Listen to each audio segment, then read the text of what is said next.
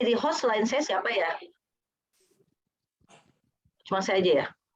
Oke. Iya, ada lagi mungkin yang lain yang mau dijadikan host? Nggak apa-apa Mbak. Ini soalnya Oke. banyak yang datang-datang, tapi nggak apa nanti saya. Teman-teman, senang sekali hari ini hari Senin. Saya bisa ketemu sama 64 orang teman-teman semua dan juga mungkin rekan-rekan saya dari alumni juga. Kita akan banyak cerita hari ini ngobrol-ngobrol santai mengenai sukar ekonomi. Dan saya senang sebenarnya hadir di sini, sangat senang karena beberapa yang saya ingin clearkan, yang ingin saya luruskan ke jalan yang lurus mengenai sukar ekonomi. Karena saya merasa sekarang di Indonesia pun tren sukar ekonomi itu belum sesuai dengan kiat-nya gitu ya kalau dalam agama itu, belum dalam jalannya. Kalau kita ini apa ya, ngomongin sukar ekonomi kok rasanya ngomongin sampah, tapi kok nggak rasanya ngomongin daur ulang, padahal itu adalah sesuatu yang ujungnya gitu teman-teman. Saya pengen teman-teman semua ya supaya lebih ngerasa kita seumuran. Karena saya juga tahun 2019 20 tahun yang lalu. Ini adalah hal yang menarik yang mesti kita juga diskusi hari ini. Apa betul yang sekarang itu terjadi ada sukar ekonomi? Jangan-jangan kita udah beyond sukar ekonomi. Sebelum orang-orang ngomongin sukar ekonomi, kita udah ngomongin sukar ekonomi gitu. Nah ini teman-teman ada gambar di belakang adalah kumpulan botol jenis PET ya. PET yang biasa kita pakai untuk air minum dan kemasan maupun air minum dengan berasa. Biasanya teh, soda dan lain-lain. Ini pekerjaan saya sehari-hari. 16 tahun saya di Danone, saya banyak fokus dalam sirkular ekonomi, sebelumnya di waste management di Danone itu sendiri. Jadi sehari-hari saya ketemu dengan botol-botol ini, saya memikirkan bagaimana botol-botol ini yang terjual di Ambon, di Papua, di Sumatera Utara, di Aceh bisa balik lagi ke sumbernya. Dan kalau bisa sih botol-botol ini memberikan dampak lingkungan yang seminimal mungkin, tapi memberikan nilai ekonomi yang besar dan nilai sosial yang sangat bermanfaat bagi teman-teman di Indonesia ini. Oke, sukar ekonomi bukan hanya sampah dan daur ulang. Tadi udah kita Mbak Merina udah bahas ya kenapa kita harus ngomongin sukar ekonomi gitu. Judulnya kenapa saya kasih bukan hanya sampah dan daur ulang, karena saya gemes banget orang ngomongin sukar ekonomi yang ngomongin sampah dengan daur ulang. Bentar, kenapa ini nggak bisa jalan? Oke, saya ikutan training ini, teman-teman saya sangat recommended untuk ikut training ini di UNSCC. UNSCC itu adalah lembaga training dari UN. Saya ikut tahun lalu, sirkular ekonomi dan sustainable development. Nah, di sini ada satu hal yang menurut saya sebagai pintu gerbang, kenapa sih harus circularity, harus sirkular ekonomi?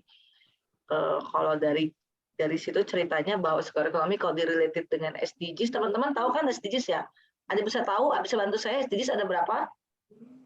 Ada berapa pilarnya? Ada berapa? Ada bisa bantu? Ada berapa?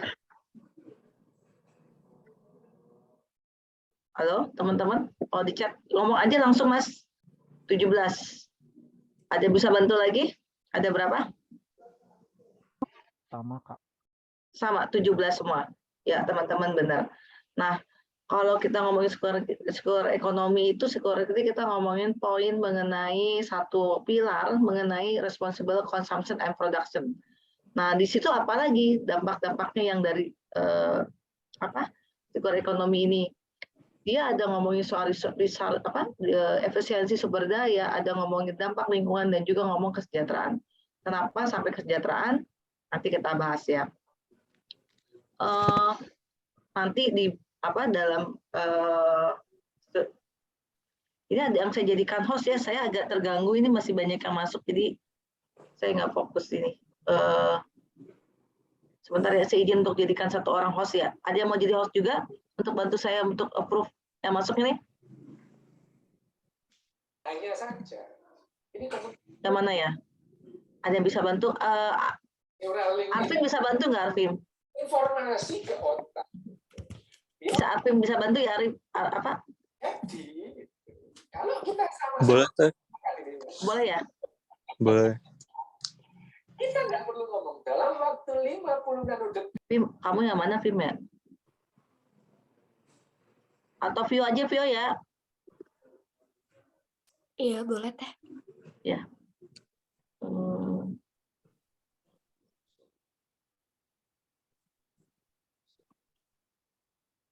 Wah nggak bisa, bukan aku ya. Ya udah nasib nih. Oke. Teman-teman ini adalah nanti kalau misalnya belum ngerti SDGs, SDGs itu adalah standar indikator PBB untuk semua negara mengenai penyamarataan tentang kesejahteraan, di mana kita mencapai pembangunan berkelanjutan itu sendiri. Ini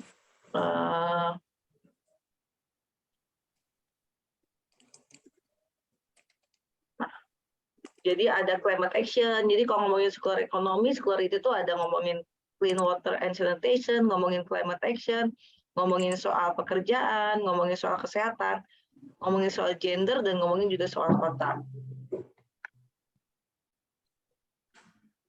Nah, sebenarnya circular economy itu juga menantang mengenai model ekonomi yang ada sekarang.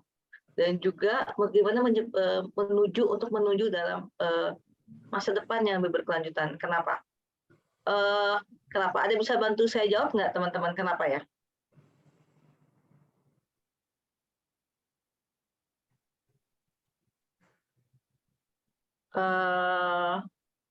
Halo teman-teman, ada yang bisa bantu kenapa menantang menantang sistem ekonomi yang sekarang? Sistem ekonomi yang sekarang seperti apa?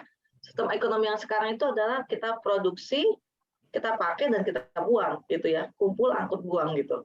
Nah dalam hal ini kenapa circular ekonomi menantang sistem ekonomi yang sekarang? Ada bisa bantu saya jawab nggak?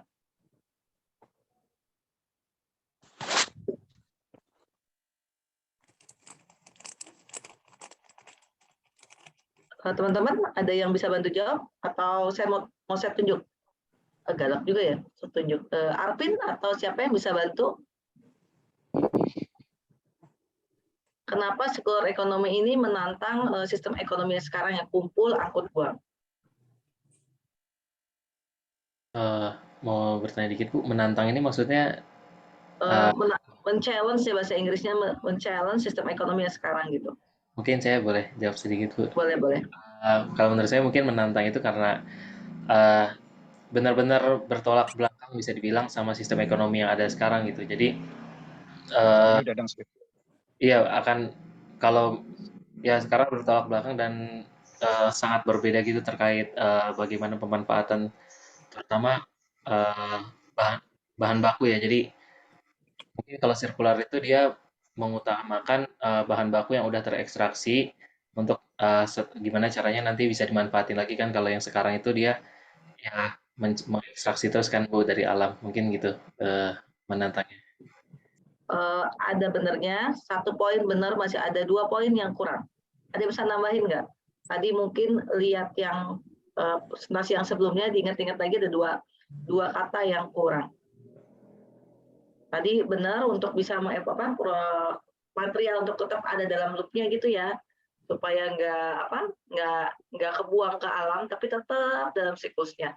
Tapi ada yang kurang. 2 lagi ada yang bisa bantu nggak? Nah, ada Bu Ogi di sini soalnya penting. Nah, mata kuliahnya Bu Ogi itu sangat penting di sekolah ekonomi.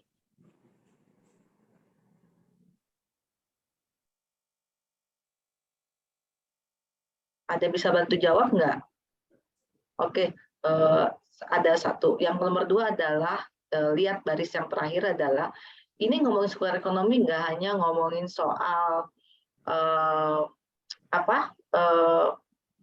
tadi produknya harus dalam loop, tapi juga ngomongin soal penggunaan bahan-bahan dalam pembuatan produk itu sendiri gitu. Misalnya ya, misalnya gini, lampu, dulu kita pakai lampu yang berbasis dengan merkuri gitu ya, sekarang udah nggak pakai merkuri lagi lampunya. Itu adalah bagian dari circular ekonomi. Kenapa? Kalau itu terus di alam berputar, dia akan memberikan dampak yang besar. Kayak gitu. Yang kedua adalah, yang kurang adalah untuk circular ekonomi itu memberikan dampak yang sebesar-besarnya kepada banyak orang. Itu adalah ciri khas circular economy. Teman-teman mungkin masih ingat dulu kita minumnya adalah tehnya dalam botol beling ya, ingat nggak? Minum teh dalam botol beling. Nah itu adalah bagian dari circular economy. Kenapa? Ada yang ingat kenapa? Karena bahannya bisa didaur ulang. Kedua adalah karena itu balik lagi ke pabriknya, maka akan melibatkan banyak orang juga gitu. Dan kaca adalah salah satu produk yang aman digunakan untuk kemasan.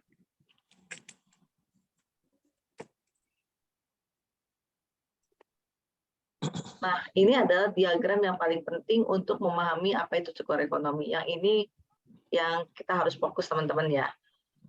Kenapa circular economy itu tadi saya sampaikan bukan hanya soal sampah dan juga bukan hanya soal daur ulang. Kenapa? Ada yang bisa bantu saya jawab? Mungkin dicerna dulu grafiknya, baru akan tahu gimana, teman-teman.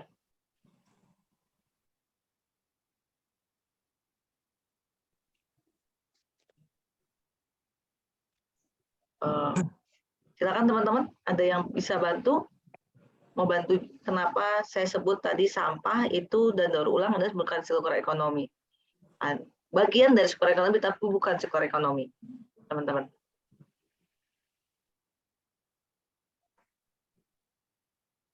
Nah, ada yang bantu saya jawab? Ini chatnya saya lihat dulu. Teknologi bersih. Riki, bukan hanya soal teknologi bersih, tapi ini adalah lebih dari teknologi bersih. Kalau kita lihat di sini adalah pertama, kalau teknologi bersih kan sejarahnya itu bahwa teknologi bersih itu di awal ya, bahwa dalam suatu produksi dalam produksinya itu dalam proses produksinya sudah pengurangan energi, pengurangan sampah. Nah ini udah beyond dari situ. Kenapa? Karena masukan juga lebih keluar dari pabriknya itu apa? Harus dikelola. Nah teman-teman bisa lihat ya, kalau kita produksi, lihat yang grafik ini yang saya tunjuk, pertama adalah dari pabriknya, lalu dikirim ke distributor, ke service provider, lalu ke user, ke penggunanya.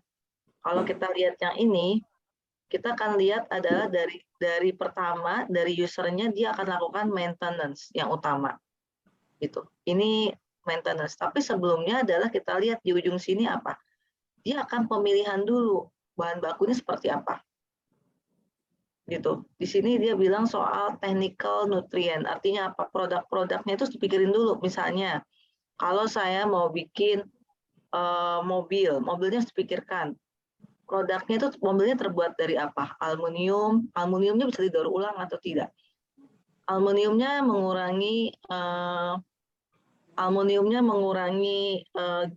pengurangan produksinya volume yang digunakan lebih kecil tapi memberikan dampak yang sama gitu, atau seperti apa gitu ya. Itu yang jadi pengurangan produksi dari awalnya, desainnya dibikin lebih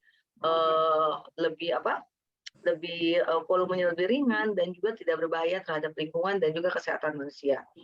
Sini. Kalau kita lihat adalah kita ngomongin collection dari mulai dapat sampai ke pengguna, dia akan ngomongin maintenance. Ini adalah satu yang utama dalam circular economy. Kedua adalah maintenance ini, gitu.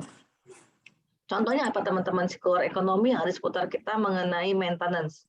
Bisa kasih saya contoh nggak teman-teman? Semuanya, halo, ada yang bisa bantu saya? Contoh circular economy yang paling basic gitu, maintenance seperti apa? Servis atau bengkel kendaraan mungkin. Betul. Nah, teman-teman jangan lupa kita sering benerin celana jeansnya, potong sedikit atau dikecilin, besarin, apalagi yang berat badannya kayak Arpin gitu. Ini body shaping, maaf kayak saya misalnya, kadang perlu besar, kadang perlu kecil. Itu adalah device, celana levis, perbaikan celana levis, perbaikan HP ya, kita sering banget rusak servis HP, apalagi servis sepeda. Itu adalah circular economy, itu ada sekeliling kita. Nah itu bagaimana kita memasukkan circular economy dalam kehidupan kita tanpa kita sadar sebenarnya kita udah circular economy di maintenance. Ya gitu. Ada contoh perusahaan-perusahaan yang udah komit banget. Tadi katanya ngomongin soal Astra ya, nanti ada Mbak Dia di minggu selanjutnya. Itu adalah bengkel-bengkel, itu udah semua dari sektor ekonomi. Jadi dia perusahaan yang komit terhadap sektor ekonomi, dia menyediakan bengkel bengkel reparasi. Nah itulah sektor ekonomi kenapa dalam suatu industri atau suatu usaha dia masukkan sektor ekonomi dalam bisnis operationnya gitu. Terus kedua adalah reuse dan redistribute. Teman-teman ada yang bisa kasih contoh reuse dan redistribute? Seperti apa contohnya sektor ekonomi sekeliling kita yang related to reuse and redistribute?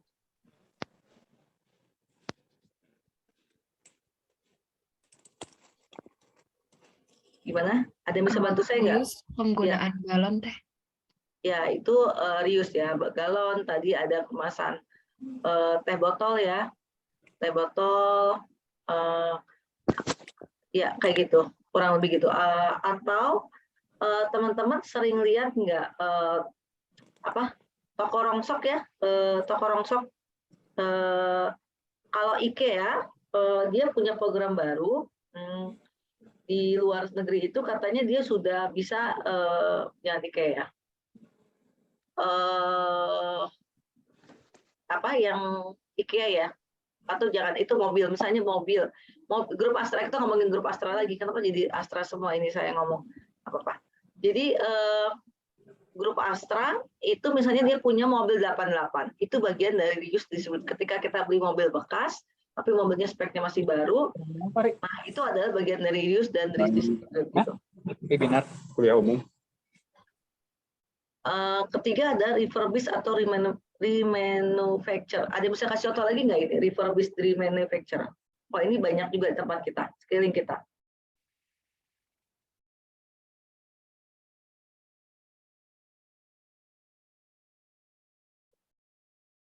Ada yang bisa kasih contoh refurbish? Siapa yang punya niat TA mengenai e-waste? Atau toko rongsok lagi ya, contohnya di seputaran Bandung itu banyak ya. Misalnya dalam satu HP diambil hanya satu itemnya, dikembalikan lagi ke pabriknya untuk jadi produk yang baru, digabung sama yang baru, nah itu bagian dari refurbish atau manufacture. Yang terakhir ada recycle. Kalau recycle adalah alternatif yang terakhir, karena tidak ada barang itu berhasil didaur ulang 100%. Jadi recycle ada alternatif yang terakhir. Dan kalau recycle itu hanya satu kali gitu. Kalau ini paling benar itu adalah maintenance. Jadi ketika industri itu bikin produk, dia harus memastikan produknya itu bisa dikembalikan ke pabriknya untuk di maintenance selama mungkin. Itu yang utama. Dan sebelumnya lagi adalah memikirkan sebelum bikin produk, dipikirkan sangat hati-hati. Produk ini harus bisa seminimal mungkin memberikan dampak terhadap lingkungan. Harus bisa kembali ke pabriknya sendiri daripada didaur ulang di luar gitu. Nah satu lagi, kalau teman-teman ingat bikin kompos itu udah sektor ekonomi. Jadi yang bikin kompos di rumah adalah dia udah bagian dari sektor ekonomi.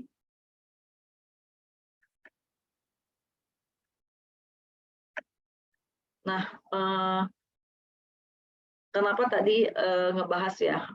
Nah kalau kata UNEP itu ada security ini membutuhkan kreativitas dan kerjasama dari semua value chain.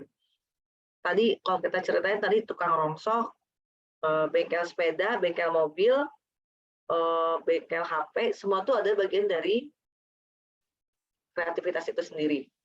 Jadi Jadi kenapa itu butuh kreativitas? Karena mereka harus jadi ujung tombak bagaimana memastikan bahwa barang ini tidak jadi sampah, tidak didaur ulang, tapi balik lagi menjadi barang yang berguna, barang yang bisa digunakan lebih lama maksudnya. Nah dalam ini adalah kita kenapa sektor ekonomi itu nggak bisa jalan sendiri, nggak bisa dikerjakan oleh industri atau tadi yang teman-teman yang mendaur ulang, tapi semuanya ada pemerintah, ada penelitian, ada keuangan, dan juga ada pribadi itu sendiri. Saya ingat teman saya dulu dia HP-nya rusak ya. Dia bilang saya bilang udah beli baru lem biru ya, lem biru lempar beli baru gitu. Kata dia nggak mau, dia mau pakai sampai rusak, sampai hancur gitu. Dia bawa ke bengkel HP, dibenerin, rusak lagi, benerin, rusak lagi, benerin, dan sampai 5 kali ini rusak.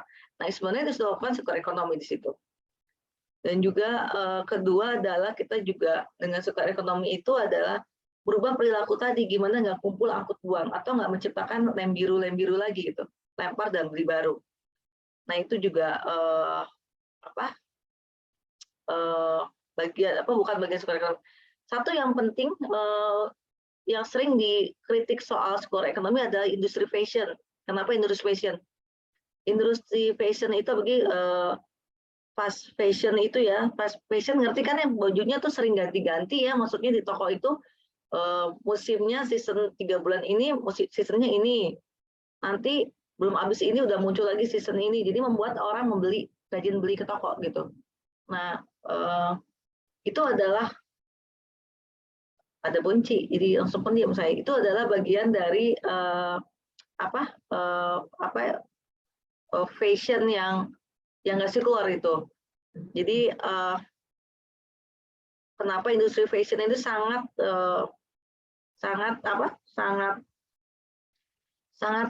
beresiko terhadap sirkular ekonomi. Nah, ketiga adalah dalam sirkular ekonomi itu kita harus membuat solusi yang sangat inovatif, terutama tadi gimana untuk bisa balik lagi cepat, balik lagi ke dalam loop-nya tadi ya, bukan loop-nya keluar yang recycle, tapi ada loop dan terdekat adalah balik lagi tadi maintenance, reuse, refurbish itu dulu gitu. Itu awalnya tuh di situ, jangan dulu balik ke recycle karena recycle hanya satu kali, tapi sirkular ekonomi adalah berkali-kali dan balik lagi ke loop-nya. Dan ketiga adalah sirkular ekonomi juga memperhatikan mengenai chemical, bagaimana dia memberikan dampak yang besar terhadap kesehatan dan juga lingkungan. Halo Ibu, Assalamualaikum, Bunci. Nggak ada Bunci. Nah, teman-teman, kalau boleh saya menggambarkan sirkular ekonomi seperti apa? Seperti sepeda yang kita harus genjot sama-sama dengan all stakeholder ya. Dan sampai nggak berbalas dimanapun, itu terus muter nggak berhenti-berhenti. Asal stakeholdernya kompak terus, muter-muter terus. Ya muter-muter sampai nggak berhenti gitu teman-teman. Kalau teman-teman yang lain, ada yang bisa menggambarkan dari tadi kita 15 menit cerita, sirkular ekonomi seperti apa? Mungkin ada bisa bantu saya? Arvin? Afifah? Waalaikumsalam Ani, maaf saya off kamera ya. Nggak apa-apa. Ibu gimana? Ada yang mau ditambahin nggak Bu? Ibu sehat?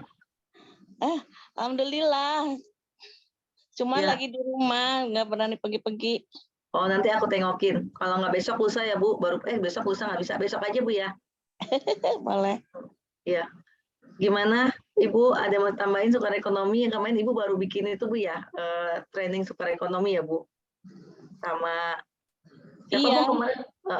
Gimana Bu? Iya, saya kemarin FGD sama ahli sirkular ekonomi yang internasional dari ISWA.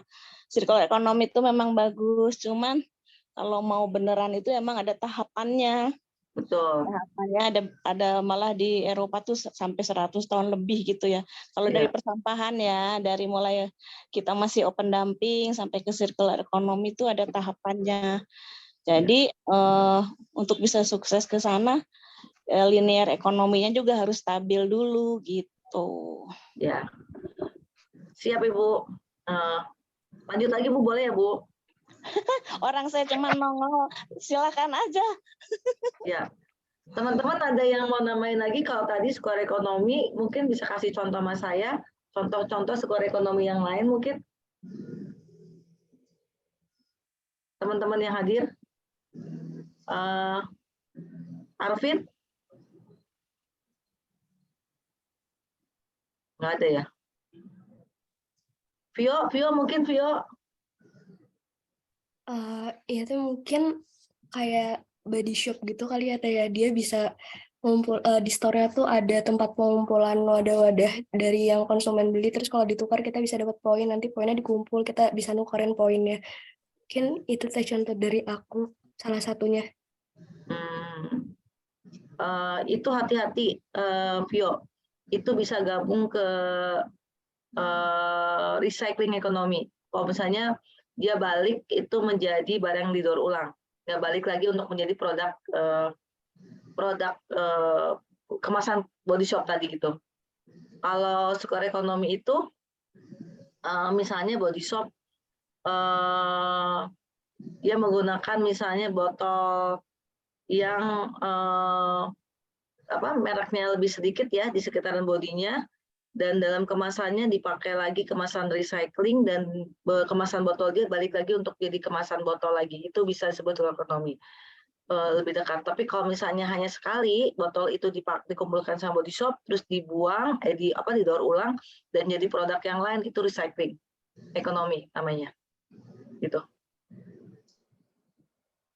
Ada yang bisa kasih contoh yang lain nggak, teman-teman? Dari pengalaman sehari-hari mungkin. Sehari-hari kita ketemu loh. Sekarang aja kita ketemu di circular ekonomi, teman-teman.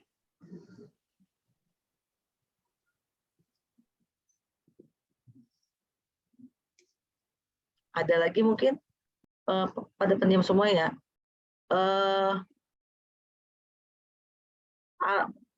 Siapa lagi nih yang 2019? Oh, nggak ada angkatannya ini ya.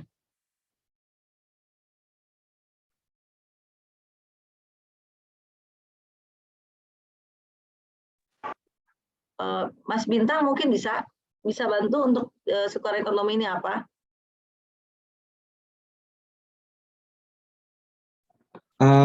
Kalau saya dulu pernah sempat baca ini sih Teh, yang katanya produk-produk kayak shampoo, botol shampoo gitu bisa dikumpulin lagi terus dibawa ke produsennya lagi itu kalau nggak salah Teh. Terus mereka itu mungkin masuk recycling ekonomi ya Teh? Iya, itu. Nah itu kita masih ini ya, masih blur dengan recycling ekonomi gitu. Sebentar ya, saya izin close dulu.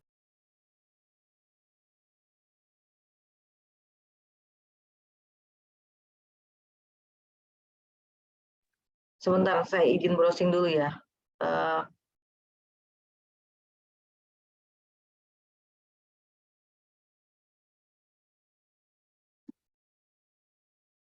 Biar teman-teman jelas, karena tadi ada satu hal yang harusnya saya buka.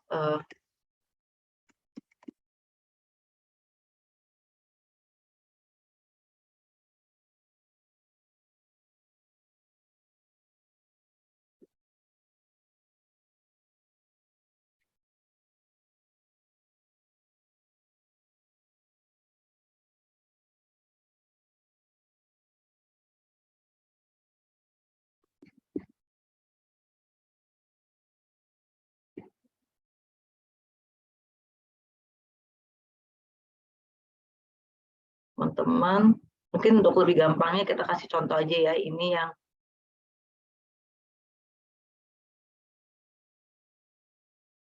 kelihatan nggak presentasinya, ada linear ekonomi, recycling ekonomi, circular ekonomi.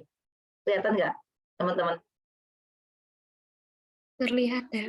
Terlihat ya. Nah, ya, teman-teman, kalau dari tadi kayaknya kita harus brainstorming lagi. Teman-teman kalau lihat di sini ya, linear ekonomi tadi kan dari mulai ambil, produksi, pakai dan buang itu yang sebelah kiri. Recycling ekonomi dia ngomong soal diambil, terus dipakai, digunakan, terus dibuang, terus ada yang daur ulang gitu. Jadi kalau kita lihat di sini gambarnya adalah sekali gitu ya. Ini ada recycling ekonomi yang dia ngomong semuanya itu masuk di situ dalam satu sistem gitu. Kalau yang tadi misalnya botol sampo ya, tadi botol sampo tadi dibalikin ke mana? Dibalikin ke tokonya, kumpulkan gitu.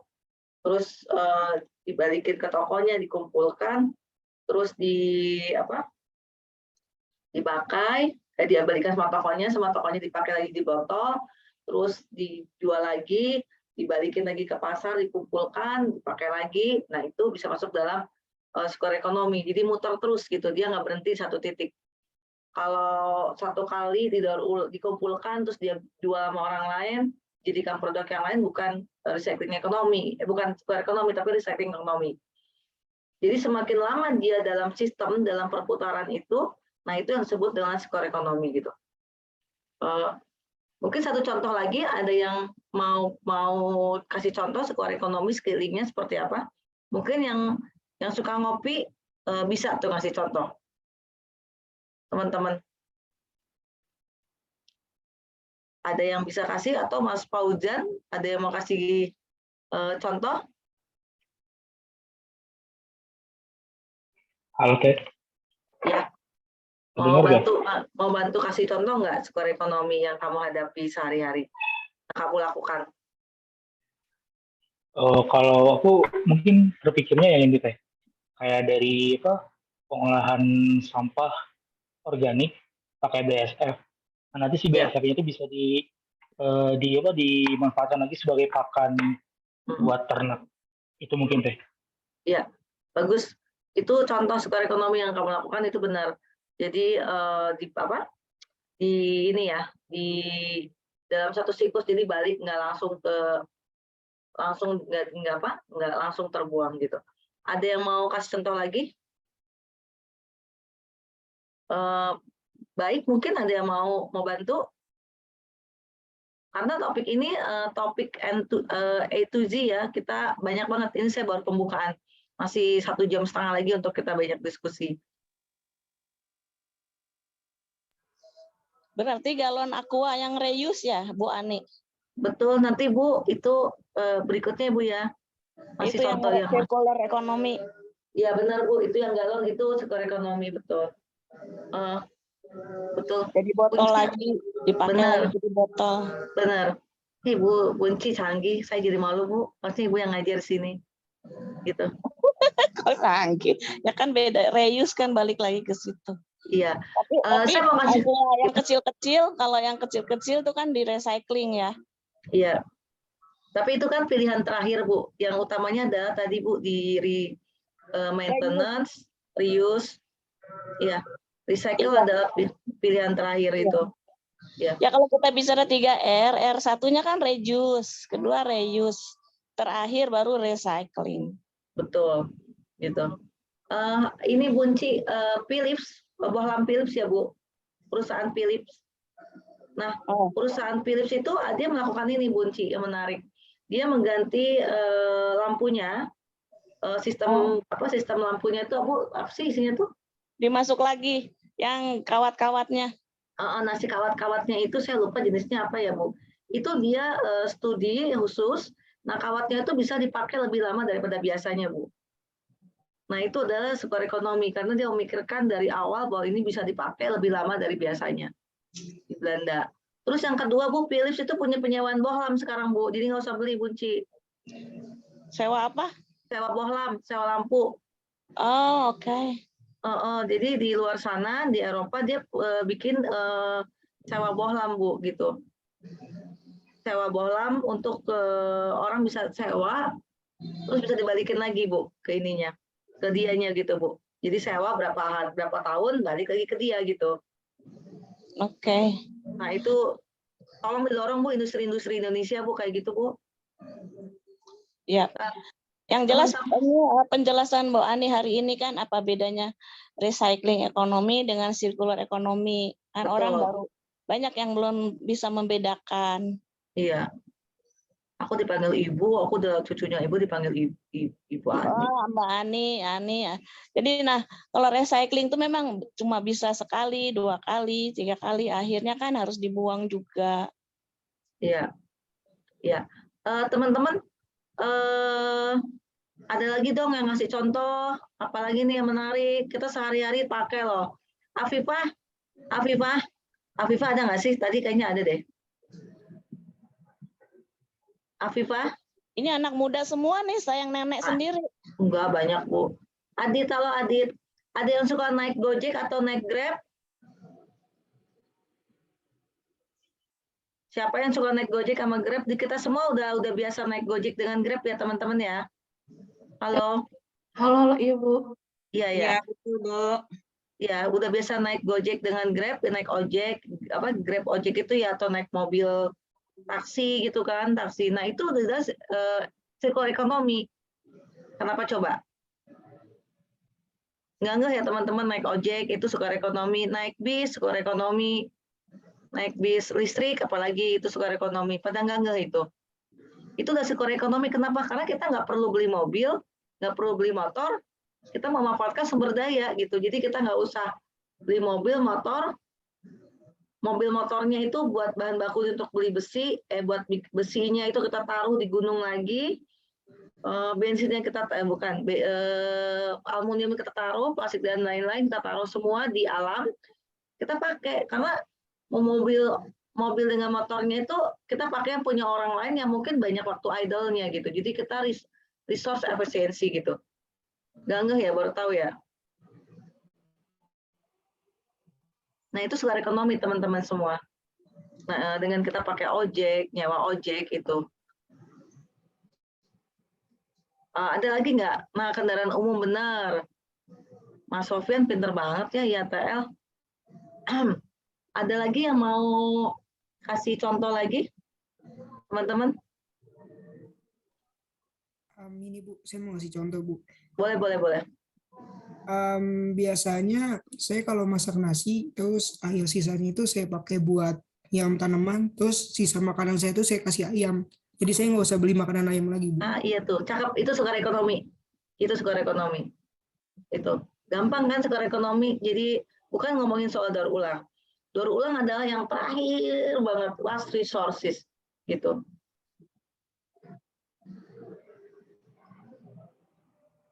Ada lagi yang mau kasih contoh sehari-hari? Ada yang suka minjem baju, ya gimana? Mangga. Mungkin nggak tahu ini masuk atau enggak ya, cuman kalau di industri ban itu lagi dikembangkan bagaimana caranya kita reuse lagi si tire waste-nya.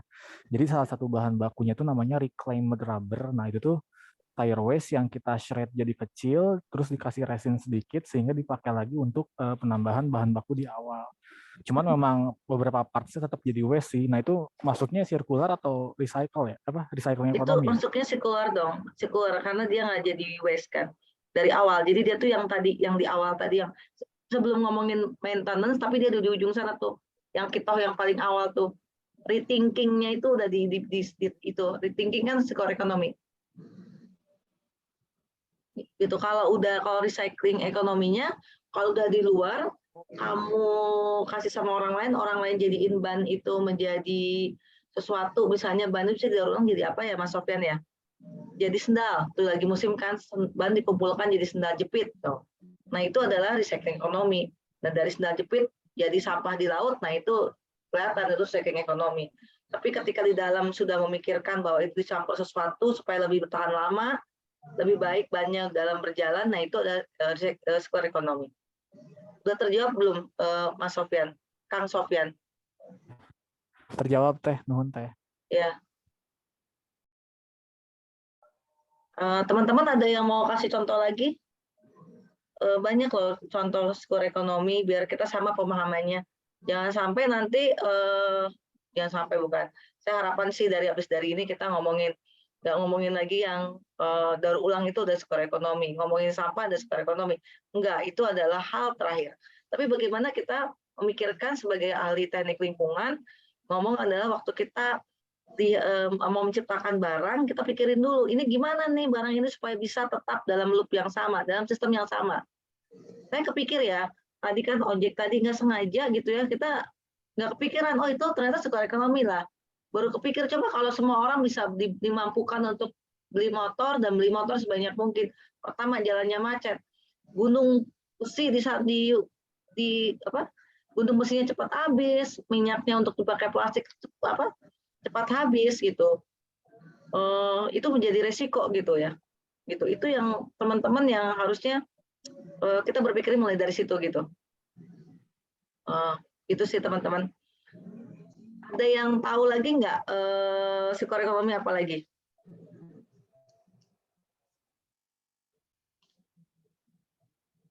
Ada yang mau kasih contoh? Ini mahasiswanya tidak aktif ya, Bu? Ya ditunjuk-tunjuk aja Mbak Mei, nggak apa-apa, saya tunjuk aja semuanya. Gitu.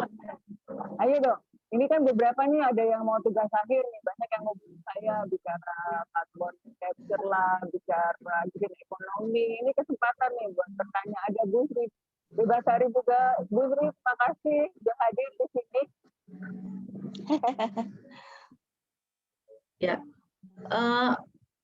tadi Mas Bintang, sekarang Audia Paradisa ini angkatan berapa ya? 2018 atau 2019 atau 2009? Apa 99? Angkatan Mas saya. Angkatan 2019, Bu. Oh, bisa kasih contoh mungkin dalam kehidupan sehari-hari skor ekonomi yang ada di himpunan, di HIMPI ya, HIMPI, istilahnya apa patut HIMPI. Apa ya?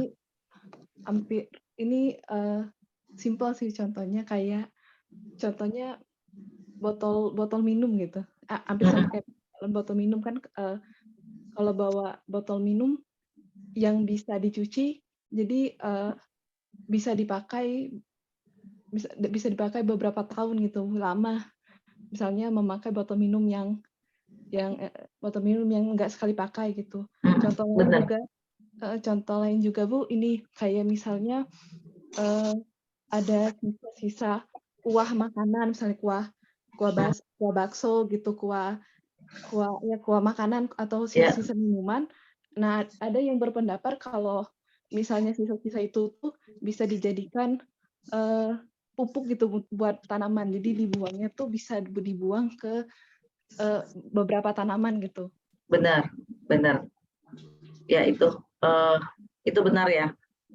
Terima kasih Mbak. Tadi saya lupa namanya siapa ya? Saya tunjuk tadi. Ya, Audia. Teman-teman tertarik nggak kalau mau buka peminjaman tanaman? Teman-teman tadi kan ngomongin tanaman. Tertarik nggak untuk jadi buka usaha untuk peminjaman tanaman?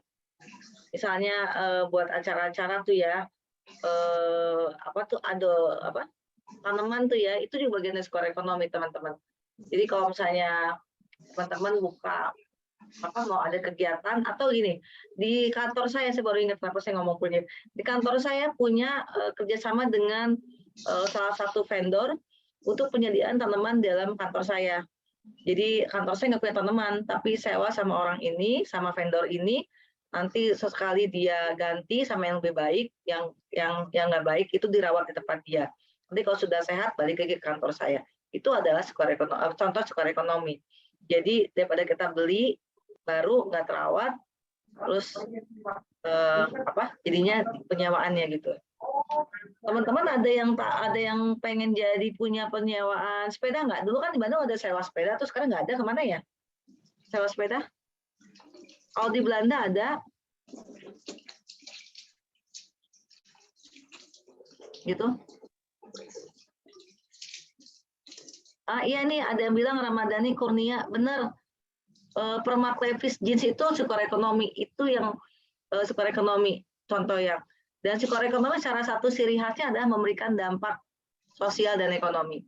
Bayangkan ya kalau kita banyak banget kan permak levis tuh ya di Bandung, banyak banget.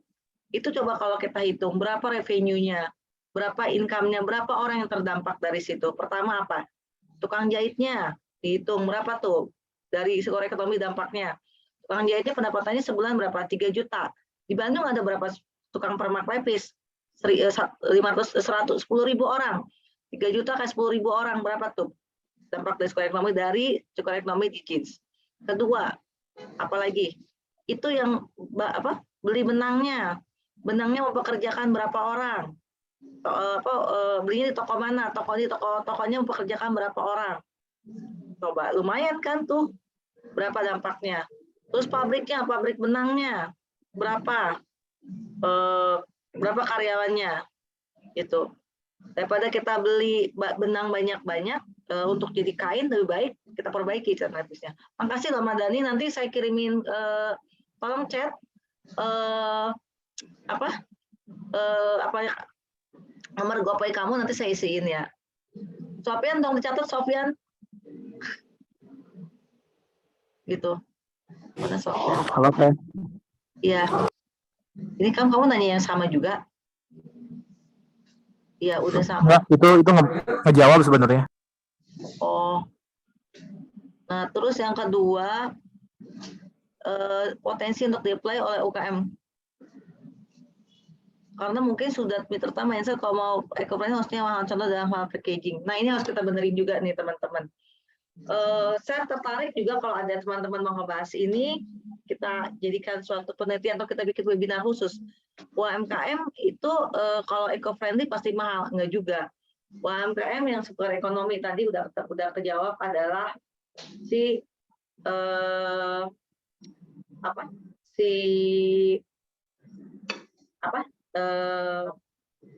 permak mepis. Nah, kalau ini UMKM yang dimaksud punten maksudnya makanan ya, industri makanan tuh gimana ya? Misalnya makanan dalam hal packaging yang seputar ekonomi. Jangan lupa loh, UMKM pakai packaging yang kertas yang ada itu yang ada plastik kayak tukang nasi Padang. Plastik itu kan suka tuh kayak misalnya saya beli snack ya, UMKM itu dalamnya kopi, itu biasanya saya beli kopi UMKM, tapi kemasannya tuh kemasan yang apa? Yang mana yang terbuat dari kertas gitu, teman-teman. Dalamnya dilapisi lagi pakai aluminium. Udah mati, susah daur ulangnya. Kenapa nggak sekalian plastik yang putih gitu ya? Putih aja, plastik putih, kasih stiker dikit. Karena plastik putih itu bisa didaur ulang, jenisnya PP. Itu bisa daur ulang. Dan kalau plastik PP itu banyak penggunaannya. Bisa untuk ember, didaur ulang di ember. Ember bisa daur ulang lagi nanti. Daur ulang lagi gitu. Terus-terusan gitu. Ya bagusnya sih sebenarnya kemasan-kemasan yang nah itu prinsip sirkular ekonomi seperti itu. Jangan mentang-mentang go green pakai kertasnya tapi aluminium atau plastik yang nempel di dalamnya. Wah udah mati. Itu nggak sirkular ekonomi. Itu. Terus nah itu biogas, saya menjawab juga. Kotoran sapi di biogas di NTB ini masuk ke sirkular ekonomi tadi yang bio sirkular ekonomi yang sebelah kiri ya. Sama halnya seperti kompos tadi.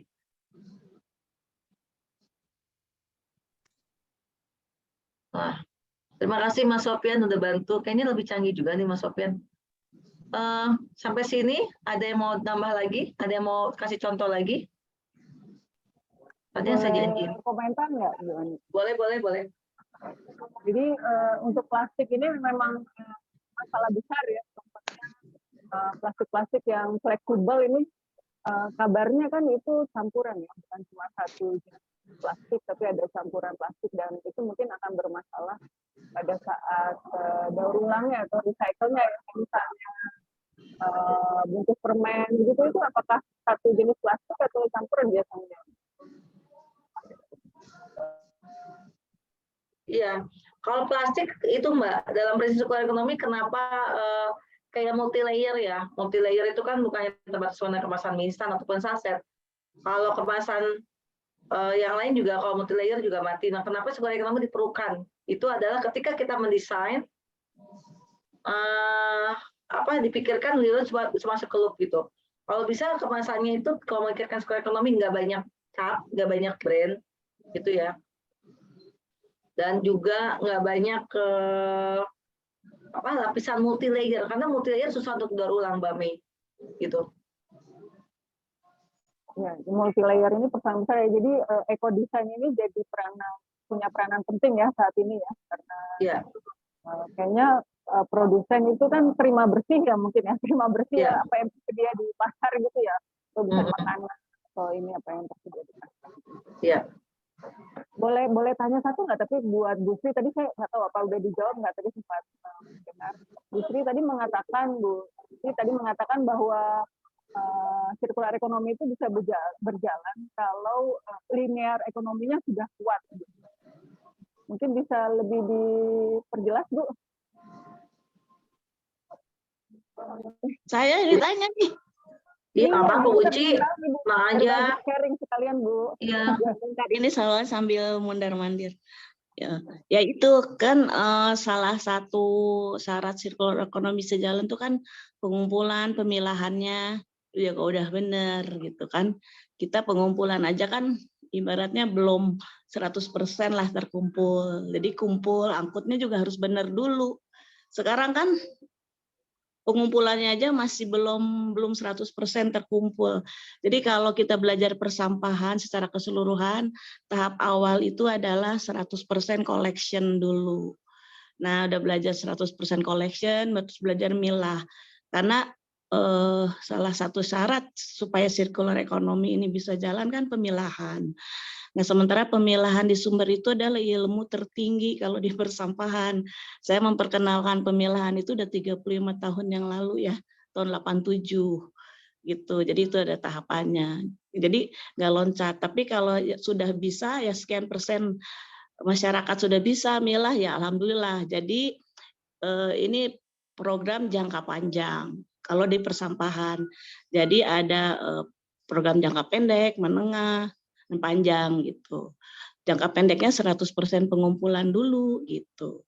Tapi kalau sudah ada 1%, 2% masyarakat yang sudah milah ya alhamdulillah. Tapi ini tidak bisa untuk program jangka pendek, ini untuk program jangka panjang. Nah, seperti yang dilakukan oleh Mbak Ani dan itu kan sebenarnya program jangka panjang dan kebetulan beliau-beliau ini sudah mulai juga dari 1 jenis, 2 jenis produk dan belum tentu harus semua jenis gitu. Kayak seperti yang layer yang multi layer bungkus permen kayak gitu kan. Itu juga ada lagi. Jadi mungkin juga bukan hanya recycle, bukan hanya circular economy, ada lagi yang obat lain lah gitu, kira-kira gitu sih. Tapi saya senang banget nih hari ini Mbak Ani bisa menjelaskan apa bedanya recycling ekonomi dengan circular economy gitu. Memang circular economy itu untuk negara maju banget ya terakhir karena judulnya bukan untuk merecycle tapi bagaimana menyelamatkan sumber daya gitu, menghemat sumber daya. Jadi itu udah canggih banget kalau sekolah udah S3 deh. Nah, kita ini ibaratnya di sampah baru SD, SMP, SMA kita harus bertahap. Tetapi kalau yang udah sanggup S3 ya silakan, ini untuk jangka panjang. Paralel. Itu. Itu kira-kira kalau berkenan ya Mbak Ani. Siap Ibu, makasih udah dibantu. Mbak Mei izin. Silakan. Untuk yang alas dari Amelia Putri, saya setuju. Teman-teman nanti kalau udah lulus ataupun masih sekarang, menarik loh tema topik ini dibahas. Ini memberikan dampak seperti apa? Orangnya berapa? Ini emang masih ada tes TA kayak gitu, boleh nggak sih Mbak Mei TA kayak begini? Boleh, mari kita coba.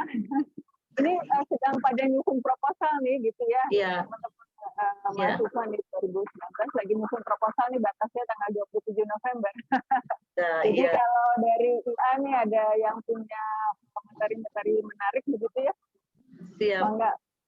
Siap Mbak Mei. Ini untuk yang alas itu memang circular ekonomi dan ini adalah teman-teman inspiring bisnis ya. Kedepannya akan banyak seperti itu. Di luar negeri tuh banyak industri kayak alas, saya lupa namanya, banyak sekali teman-teman ya yang melakukan seperti alas. Indonesia baru 1-2.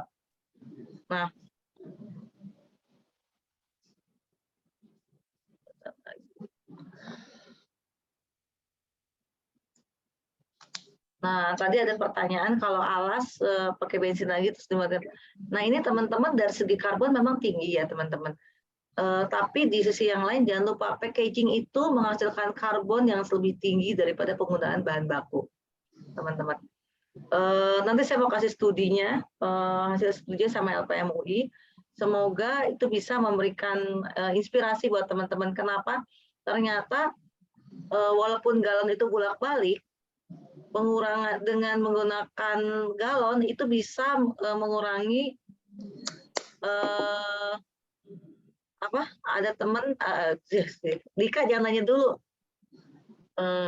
Dika nih ada Dika nggak sini? Nah, jadi itu ternyata dengan kita menggunakan kemasan itu bunci dan teman-teman bisa mengurangi dengan menggunakan galon yang sekarang dengan jumlah galon yang sekarang itu bisa mengurangi penggunaan mobil gini-gini. Jadi kalau kita compare antara yang galon untuk jumlah galon sekarang dengan tidak bertambah galon dari 2018 sampai 2021 itu bisa menggunakan kalimatnya gimana ya? Gini. Kalau galon yang kita punya semua, yang harusnya gini. Oke, nanti aja studinya saya harus baca lagi, maaf. Aku salah ngomong saya. Tapi intinya penggunaan kemasan yang bolak-balik kayak teh botol beling, aqua galon itu bisa mengurangi lebih besar, memberikan dampak pengurangan karbonnya daripada kita menggunakan sekali pakai gitu. Ya, ini benar juga, offline store juga itu masuk ke ekonomi gitu. Nah, ini bubble wrap. Nah, ini benar-benar nggak suka ekonomi, saya setuju dengan itu juga. Kenapa? Makanya sebaiknya sebelum kita pakai, makanya dalam circular ekonomi yang pertama adalah rethinking itu. Rethinking, jadi penggunaan bahan baku sebelum digunakan, ke step dulu dampaknya seperti apa. Oh, teman-teman makin canggih, makin ke sini. Tadi ada yang bilang penggunaan minyak goreng ya, daur ulang minyak goreng, jadi Yuko, itu juga circular ekonomi gitu. Tapi itu adalah minyak goreng, bukan Yuko, minyak goreng untuk sabun kita pakai itu circular ekonomi. Buat sabun cuci tangan sekarang lagi banyak itu. Saya izin ya, karena udah jam 12:06 supaya kita selesainya jam 12:30 biar teman-teman nggak terlalu bosan lihat wajah saya dan juga suara saya, dan saya mengharapkan tetap kangen dengan suara saya. Biar Sofian juga sering kontak saya juga. Izin saya balik lagi ke inisiatif Danone tadi ya. Kita mulai dengan inisiatif Danone ya.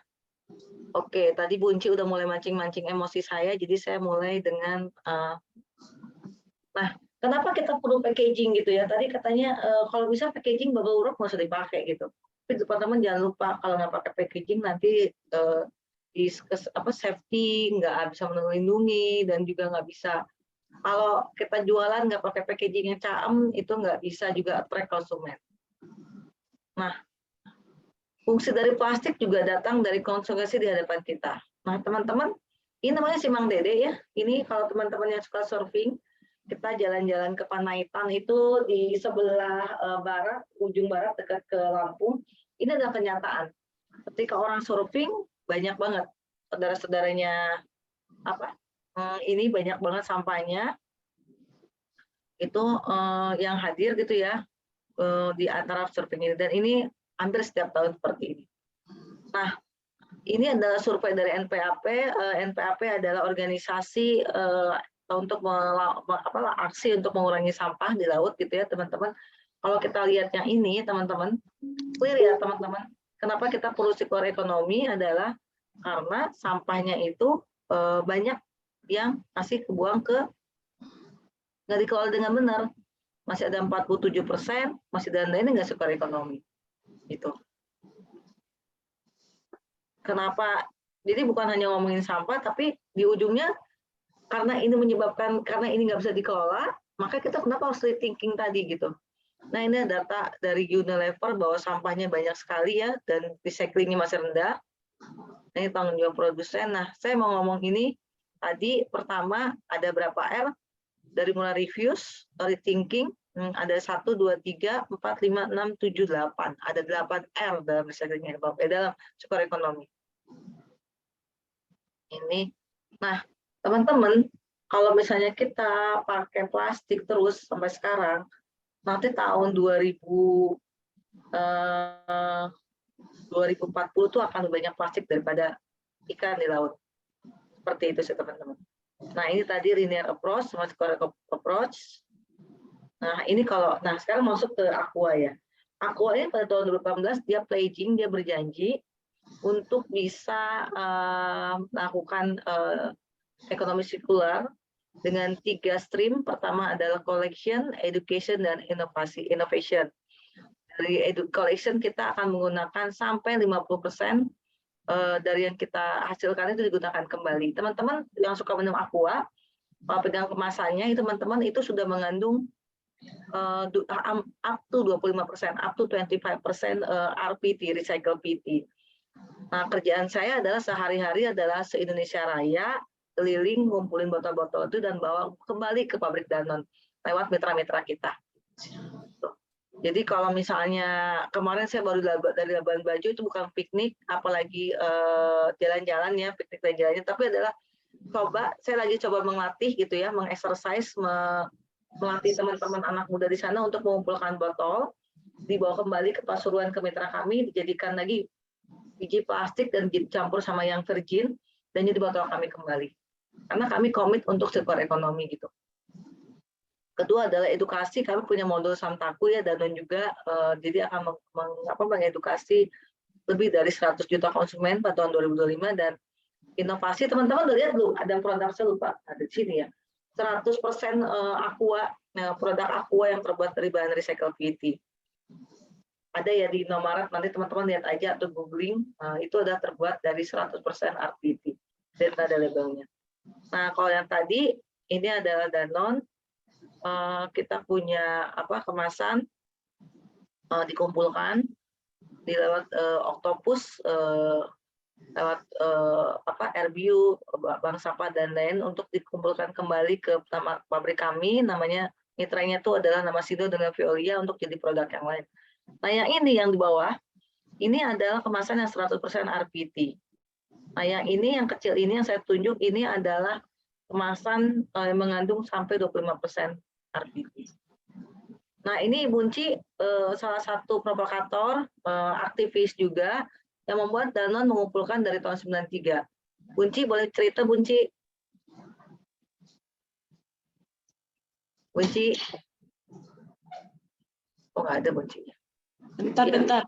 Ini saya tuh lagi mau pindah ini passwordnya berapa sih? Yang mana, Bu? Saya mau pindah ke laptop tapi nggak ada passwordnya.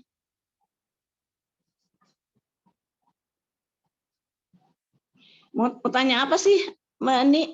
Aqua 93 gimana, Bu? Bisa minta Aqua narik lagi demo-demo, Pak Hi? Oh, itu tahun 93 ya? Iya. Jadi waktu itu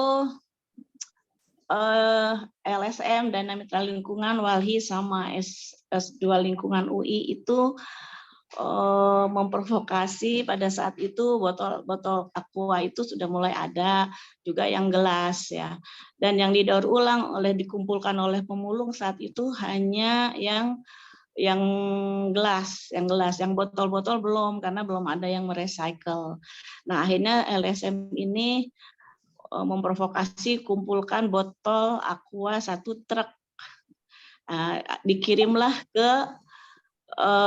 Dikirim ke pabrik, halaman pabrik Aqua. Waktu itu masih belum Danone, Bu Ani, ini Investama, apa ya namanya, Investama?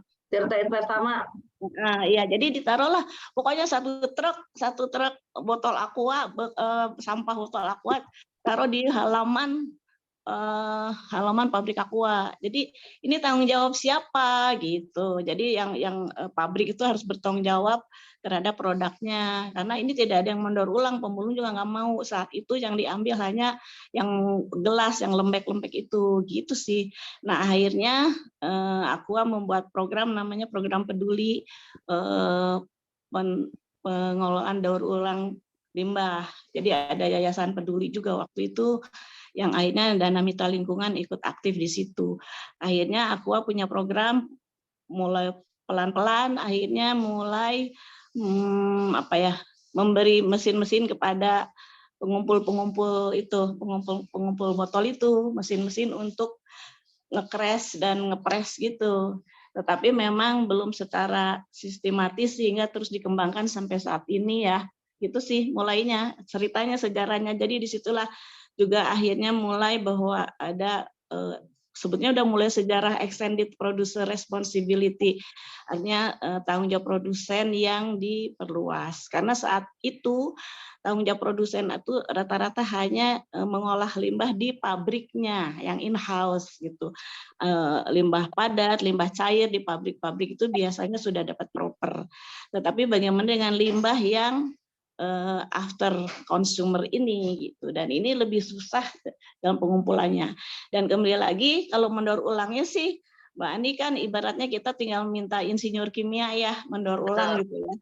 Nah, justru yang pekerjaan besar itu bagaimana mengumpulkannya, mengangkutnya, sistem, apalagi pengumpulannya juga harus sudah terpilah.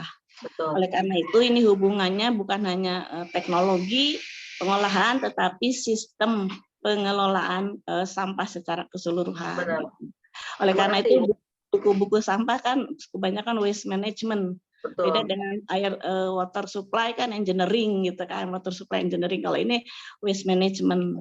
Nah, pengumpulan pengangkutannya ini dan sampai sekarang pun ternyata pengumpulan di Indonesia itu belum 100%, padahal harus 100% karena 1% aja tidak dikumpul, bocor itu pasti ke laut dan ke sungai dan ke lain-lain. Jadi beda dengan desain air minum. Air minum biasanya kita yang mendesain 70%, 60%, sisanya air sumur. Kalau sampah harus 100% collection. Kalau enggak dia akan ke laut. Itu yang kalau saya bicara sharing tentang pengolahan sampah secara keseluruhannya ya. Itu kira-kira. Itu sih mudah-mudahan berkenan kalau maaf kalau mungkin agak berbeda ya Mbak Ani. Sudah cukup Bu. Ya, ini nembrung. Tenanawan Ibu. Tapi saya setuju Bu, dalam hal skor ekonomi dari pengalaman saya ya Bu, selama 16 tahun ini, memang yang besarnya itu di ongkos tiga hal ya. Satu adalah collection, itu paling mahal. Kedua adalah edukasi, pemilahan tadi. Yang ketiga adalah teknologinya. Kalau untuk yang food grade kayak Danone ini mahal di teknologinya gitu. Kalau mungkin yang non food grade nggak seberapa mahal ya. Tapi yang untuk food grade balik lagi ke dalam sistem itu mahal banget gitu. Ya, gitu sih. Tetapi artinya insinyur pengolahan itu kan udah banyak. Kalau sudah terkumpul dan terpilah dengan baik, mengolahnya itu kan tinggal teknologi. Itu yang sulit itu kan pengumpulan dan pengangkutannya. Baik, betul Ibu. Pak Ahmad Yani, mangga jika ada yang ingin bertanya atau ada mungkin masukan. Terima kasih. Assalamualaikum warahmatullahi wabarakatuh. Waalaikumsalam Pak. Menarik nih tadi ya tentang recycle dan sirkular. Nah, pertanyaan saya satu sih, itu kan konsumen udah menggunakan produk recycle. Ya. Nah, pertanyaan saya, konsumen sudah menggunakan kos yang didapatkan oleh Danone kan otomatis jadi reduce ya, menurun. Enggak Pak. Untuk yang tadi ya Pak. Benar. Jadi enggak, dalam hitungan saya produk. Jadi kan dalam hitungan saya produk itu botol plastiknya otomatis kan jadi kosnya jadi turun karena barangnya bekas. Enggak, apakah salah enggak? Dalam pikiran saya itu ini berkurang kosnya. Ya. Nah, pertanyaan saya, dengan menggunakan barang recycle itu harusnya kan konsumen juga mendapatkan harga yang lebih murah dibandingkan dengan yang diberikan. Jadi apakah dengan kondisi ini, dengan adanya recycle ini dimanfaatkan oleh perusahaan-perusahaan itu untuk mengambil keuntungan lebih besar? Itu pertanyaan. Enggak, saya sepakat dengan recycle, cuma pada sisi konsumennya yang saya iniin. Ya, saya sorotin gitu. Ya. Mohon ya, karena saya nggak tahu kalau pada saat saya mengelola pabrik barang-barang biasanya dengan produk yang saya recycle itu barangnya ini saya sempat punya produksi untuk ini listrik ya, aksesoris listrik ya, jaringan itu kan recycle juga ya. Aluminiumnya diolah dari kabel jadi sambungan segala macam. Nah, itu cost-nya jadi murah karena barangnya bekas, bahannya bekas. Nah, pertanyaan saya sekarang, dengan konsumen menggunakan barang recycle ini, ya kan dalam sirkulasi ekonomi tadi, apakah cost-nya jadi murah yang dikeluarkan oleh Danone atau tidak? Kalau dia murah, otomatis kan keuntungan jadi makin besar buat Danone gitu. Apakah ini jadi mindset-nya, salah satu jadi mindset-nya Danone nggak untuk dalam mencari keuntungan? Ya. Ya, itu aja, terima kasih. Ya. Saya dari sisi ekonomi yang saya ini ya, dan baik, dari baik Pak. Terima kasih Pak. Ya, makasih Pak. Pertanyaannya cukup provokatif Pak. Tapi kenyataannya Pak, kita nggak bisa. Kalau misalnya itu murah, kita pengen cepat-cepat 100% tuh Pak recycle-nya Pak. Tapi ternyata nggak nyampe tuh Pak, saat ini baru sampai 25%. Kenapa? Karena dari segi nilai ekonomi itu nggak masuk Pak. Kalau kita pakai recycle. Tadi udah dibahas sama Bunci, ada 3 hal yang menyebabkan cost itu makin tinggi. Pertama, collection-nya tadi, sampah botol itu. Ongkos collection botol itu sangat tinggi Pak. Kemasan botol bekas itu apalagi dari luar Jawa, itu cost-nya sangat tinggi. Itu daripada pakai virgin gitu. Pakai virgin itu lebih murah. Terus kedua adalah teknologinya Pak, karena ini food grade itu sangat mahal Pak teknologinya dan belum masif di Indonesia. Jadi harga virgin sama harga recycle itu lebih tinggi harga recycle daripada pakai virgin. Gitu. Jadi kenapa Danone melakukan ini? Karena tadi komitmen terhadap lingkungan. Gitu Pak. Oke, berarti tergantung ini ya, tergantung produk yang akan dibuat ya. Ada yang lebih bisa menyebabkan cost-nya lebih murah, misalnya kantong plastik itu kan cost-nya jadi lebih murah. Nah, ya. Kan untuk Danone ternyata lebih mahal cost produksi untuk pembotolan itu. Betul. Ya. Karena food grade Pak. Kalau ada insinyur Indonesia yang bisa bikin mesin SSP Pak, namanya SSP itu adalah mesin yang untuk meningkatkan indeks viskositas Pak, IV. Nah, ini polimer nih Pak, kalau udah daur ulang itu, kalau untuk food grade dia tuh harus dibalikan lagi ke virgin itu Pak, seperti virgin untuk mengurangi semua kontaminannya. Nah itu yang sangat mahal Pak investasinya di situ. Kalau dari dalam industri recycle-nya. Kalau dalam collection yang saya hadapi sekarang adalah kumpulin ya Pak ya, kumpulin lagi sebanyak yang kita mau dalam durasi waktu tertentu itu yang makan mahal ongkosnya Pak. Aku malah bayangkan Pak dari Pulau Seribu ke sini ke Jakarta kita subsidi sampai 1.000 Pak. Karena kenapa? Botol yang bisa dipakai untuk recycle PET Danone itu hanya botol-botol khusus. Tidak boleh ada bekas kemasan minyak. Tidak boleh terutamanya si minyak bensin, tidak boleh. Tidak boleh kuning-kuning bekas minyak rumput laut dan lain-lain, banyak banget Pak. Jadi susah banget. Itu yang bikin mahal. Dan kalau dikirim 1 truk harusnya bisa 6 ton, kalau pakai buat yang ini cuma bisa 6 kintal. Jadi mahal di ongkosnya. Itu mudah-mudahan menjawab Pak. Oke, terima kasih. Ya. Cukup ya. Nah, terus ini di RBU kita untuk collect tadi untuk jadi botol ke botol, itu kita mengumpulkan ada 6.000 RBU. Teman-teman kalau mau studi banding boleh loh, saya terbuka. Banyak teman-teman kampus ini udah sering ke Bandung, ke Bali, ke Lombok, dan juga ke Serpong untuk belajar mengenai daur ulang. Dan di Bandung dekat pabriknya nama Sindo, teman-teman bisa datang ke situ. Lihat proses pembuatan recycle PET ya. Bagaimana botol itu diproses, dijadikan botol lagi. Itu saat ada di 6 unit recycling unit, itu dikumpulkan, dipilah, itu ada di 6 lokasi ini, dan ada di 2 pabrik yang terima, 1 di Pasuruan dan 1 di Bandung, untuk mengolah dari cacahan plastik menjadi recycle PET yang memenuhi standar food grade. Nah, selain itu juga kita Danone memberikan juga inklusif recycling, memberikan juga BPJS, training kesehatan dan lain-lain di sini. Nah, kita juga mendapatkan penghargaan dari Menteri Pemberdayaan Perempuan dan Perlindungan Anak gitu ya. Tahun 2021 untuk tidak ada pekerja anak dalam siklus daur ulang kita. Nah, ini TPST Jimbaran kita juga membuat unit daur ulang gitu ya. Nah, ini kita juga sama Octopus. Ini ada di Veolia. Nah, ini yang 100% recycle PET. Ini harganya lebih mahal daripada botol biasa. Kalau di Jakarta, di Bekasi 12.000 nih. Kalau teman-teman di Bandung udah ada produk ini belum? Kayaknya udah ya, saya beberapa kali ketemu nih produk ini. Nah, ini terbuat dari 100% recycling RPT, recycling PET. Dan ini nggak ada label, jadi bisa langsung 100% didaur ulang. Nah, label baru juga kita juga mencantumkan 100% bisa di. Nah, Danone saat ini satu-satunya perusahaan yang menggunakan bahan daur ulang sampai 25%. Nah, teman-teman, tadi Bunci udah mancing-mancing juga gimana Dana mengimplementasikan sirkular ekonomi. Bahwa dari mulai satu kita udah pakai galon. Galon ini adalah hierarki yang ketiga ya dalam sirkular ekonomi, ada reuse tadi. Dan dengan kita pakai galon juga jejak karbonnya lebih rendah.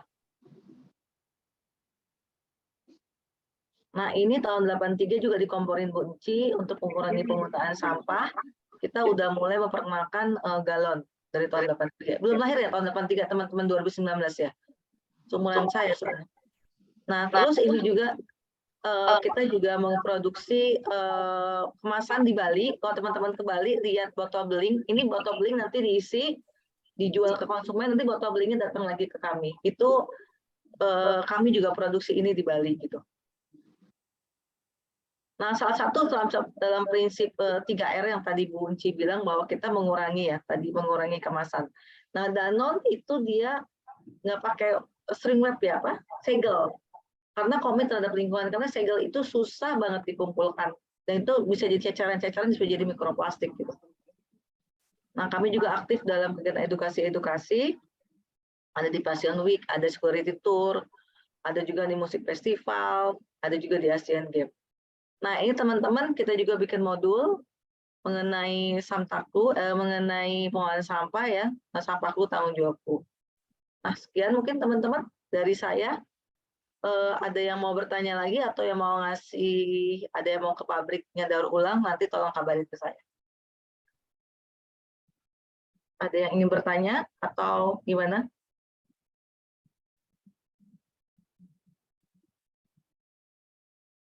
Udah sepi, Mbak Mei? Satu lagi yang mungkin saya bertanya sedikit ya. Boleh Pak, Mangga. Kenapa ini ya, apa kan Danone ini kan gini, maksud saya gini, sumber airnya kan yang dijual ada air pegunungan dan etis apapun namanya, sumber airnya yang diutamakan. Pertanyaan saya, ini kasus kayak Sukabumi ya, walaupun sekarang sudah tertanganin ya, dia kan membawa melalui truk ya, truk tadinya itu membuatkan kemacetan. Pertanyaannya, kenapa pabrik-pabrik yang ini pabrik-pabrik aqua ya, produknya Danone ya, tidak kepada sumber ya, kepada artinya di marketnya. Karena apa? Kalau saya lihat sih ya, kita kan orang teknik lingkungan ya, yang mengelola air itu tidak sulit ya, walaupun air tanah dengan kos yang juga tidak mahal. Kalau dia karena gini, karena itu akan mempengaruhi kemacetan lalu lintas dan segala macam angkutan itu. Nah, apakah arus itu ini sumber ininya, sumber airnya di apa, mesti di air pegunungan gitu? Karena kan itu untuk memproses hal yang sama kayaknya biayanya nggak jauh beda gitu ya. Iya. Itu pertanyaan saya. Itu kan mempengaruhi lingkungan juga kita. Iya. Oke. Ya, terima kasih Pak. Aqua ini memang di-develop, dikembangkan untuk air pegunungan Pak gitu. Jadi memang punya ciri khas, dia harus dari air pegunungan yang sudah di-approve dengan 9 proses tahapan ya Pak ya. Nah, ada second grade-nya itu fit Pak. Kalau fit bisa di mana aja gitu Pak. Bisa dari air tanah yang bisa kita kelola, makanya harga fit nggak begitu mahal dibanding harga aqua. Gitu Pak. Kalau aqua memang harus dari pegunungan. Jadi masuknya pada market ya, artinya marketnya itu ya. Jadi jual arahnya kepada itu ya. Oke. Iya. Oke. Terima kasih. Terima kasih Pak, sama-sama. Teman-teman, ada lagi yang mau ditanyakan mengenai skor ekonomi? Kalau tesis skripsi mengenai skor ekonomi itu banyak ya teman-teman. Menarik karena saya lihat ya,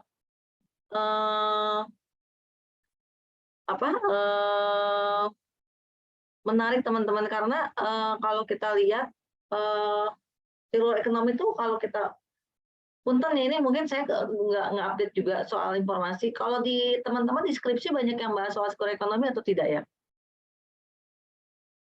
di topik ini, karena kemarin waktu kita rapat sama SBM banyak ya Mbak Mei ya yang bahas soal skor ekonomi ya Mbak Mei. Kalau di TL baru Bu Ani. Oh baru, asik Ibu Ogi. Ogi. Kita udah tahu lagi. Bunci 69 menang. 81 Iya, aku 69. Aku 69. Iya.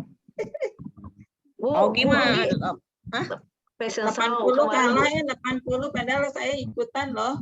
Ada 81 soalnya Bu, itu 81 juaranya. Iya, Kabupaten sama 81 itu. Seru ya Bu? Seru. Iya. Iya betul Bu Ani, kita harus mendorong ya TL ini ke arah seperti circular economy. Kenapa? Karena terus terang ini adalah sesuatu yang baru buat TL. Karena selama ini selalu kita mengarahnya ke air minum lagi, air bersih lagi, atau sampah, dan sampah itu ya TPA lagi gitu ya. Kayaknya udah harus bergeser gitu. Makanya kemarin itu kenapa sih kita mengundang alumni dan juga para kaprodi dari berbagai TL di seluruh Indonesia, ya tujuannya adalah supaya kita bisa menyamakan materi yang barangkali harus diberikan pada mahasiswa gitu. Betul. Terima kasih Bu Ani, Bu Enci, Pak Ahmad Yani yang udah memberikan masukan buat kami semua. Iya. Iya nih Pak Ahmad Yani nih aktif nih. Assalamualaikum Pak Yani. Makasih. Waalaikumsalam Mbak Ogi, apa kabar? Sehat ya? Salam buat keluarga. Alhamdulillah. Udah lama banget nggak ketemu ya Pak Yani. Ini saya lagi ngurusin ini sekarang pekerja, banyak hal yang harus diberesin nih tentang pekerja. Ini Pak Ahmad Yani 80 berapa ya Pak? 84 ya? 84 ya. Iya. Oke. Ya. Kepala 6 saya dong ya. Aduh.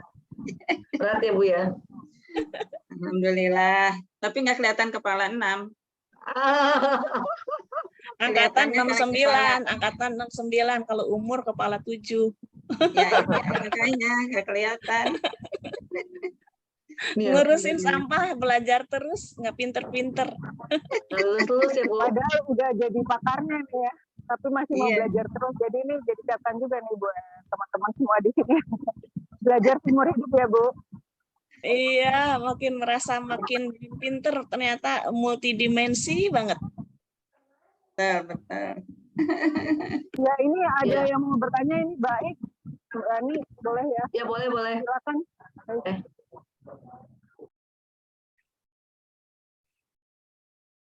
Boleh, Mas Baik silakan. Bangga.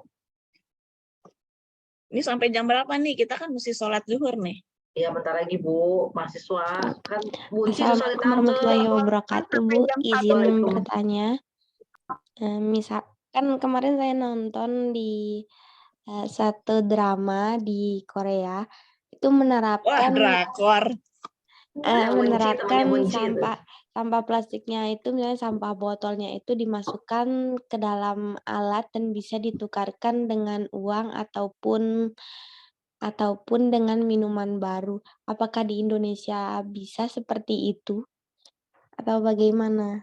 Gimana pertanyaannya Mbak Baik, diganti minuman gimana? Jadi kan di Korea itu ada ada sistem pengelolaan sampah dan limbah plastiknya itu dia di Korea itu memberikan ada alat ketika kita memasukkan botol kemasan minuman dari suatu pabrik ke dalam alat tersebut, nanti alat tersebut mengeluarkan uang ataupun minuman kepada orang yang memasukkan botol tersebut ke dalam alat tersebut. Nanti apakah di Indonesia bisa menerapkan yang seperti itu atau bagaimana? Supaya saat pengelolaan limbah plastiknya tidak tercecer seperti yang Ibu katakan, yang itu kalau di Indonesia kan Ibu mengumpulkan, membeda-bedakan limbah-limbah yang ini dari produknya Aqua dibeda-bedakan begitu. Bisa tidak Bu? Mungkin hanya itu. Sekian, assalamualaikum warahmatullahi wabarakatuh. Ya. Ya sih, kalau misalnya produk, jadi pertanyaan gimana kita produk itu tahu skor ekonomi dipisah-pisahkan gitu, maksudnya gitu nggak baik. Aku nggak ngerti. Iya, Bu. Ya, seperti Ya. itu. Nah, itu sebenarnya kita kalau ngomongin skor ekonomi itu kita tuh kayak nggak bisa sendiri. Tadi kan ciri khas skor ekonomi itu nggak bisa dilakukan sendiri. Jadi kalau kita melakukan skor ekonomi, sebaiknya itu mengajak yang sejenis. Kenapa? Karena untuk mengurangi tadi ongkos logistik tadi gitu. Tapi sayangnya di Indonesia di saat ini belum ada. Kalau skor ekonomi ya baru Danone yang berani melakukan itu gitu. Kalau misalnya berdasarkan jenis-jenis produk, harusnya bareng-bareng sih. Karena itu untuk mengurangi biaya logistik tadi. Gitu sih Mbak. Baik, menjawab nggak? Iya, baik Bu. Terima Maksudnya kasih. gini, maksud Mbak tadi itu, jadi gini, misalnya gini, kalau itu kan sekarang ada beli tiket 10, satu gratis ya kan. Nah, maksudnya tadi kalau misalnya di rumah dia beli Aqua udah 10 bungkus itu ya, 10 botol. Nah, botolnya ini bisa untuk ganti misalnya. Jadi gitu, itu apakah itu dilakukan oleh Danone atau tidak? Gimana 10 botol gratis satu gitu Pak Ahmad Yani maksudnya? Nah, iya. Itu produk arahnya bisa seperti itu enggak? Kalau itu juga bisa dilakukan, toh akan menjadi cost yang lebih murah gitu ya, botolnya lebih bersih ya kan, kemudian cost-nya untuk di recycle jadi lebih murah. Itu satu ya. Nah, ini menyangkut kepada kuliahnya ini, mata kuliahnya ada recycling dan sirkular ya. Memang kalau saat ini saya lihat sih arah kepada penggunaan material yang recycle itu bisa menjadikan cost-nya jadi dibuat wacananya cost itu jadi mahal. Harga itu jadi mahal karena ada kreativitas untuk menaikin yang tidak bervalue jadi value kan. Nah, Kak, saya pikir ini harus kita rubah mindset-nya juga gitu. Jadi ya kita pakaikan saja konsepnya adalah ya recycle itu memang cost, kalau memang cost-nya bisa ditekan ya ditekan sehingga konsumen juga makin giat untuk melakukan recycle atau circular economy itu berjalan lebih cepat gitu. Karena apa yang pernah saya lakukan dalam produk ini ya, produk padat gitu ya, yang digunakan sebagai alat, misalnya kayak besi kan, besi itu kan juga recycle juga kan, bisa sirkular juga dia, aluminium bisa recycle, bisa sirkular juga. Nah, hal-hal seperti ini harusnya kita ini kan agar lebih cepat masif perkembangannya, kita iniin gitu orang-orang produk melakukan cost itu bukan dia menjadi mahal gitu. Jadi bisa cost itu bahkan mungkin bisa jadi turun karena kan dampak daripada recycle atau sirkular ini adalah sustainable dari material itu akan lebih banyak gitu ya. Hasil bumi itu masih bisa tersimpan makin lama digunakan penggunaannya kan. Jadi ya kita harapkan recycle ini cost itu bisa jadi jadi murah sehingga konsumen lebih merasa memiliki, secara nggak langsung dia merasa memiliki juga perusahaan itu sendiri gitu. Gitu aja. Coba dikaji deh.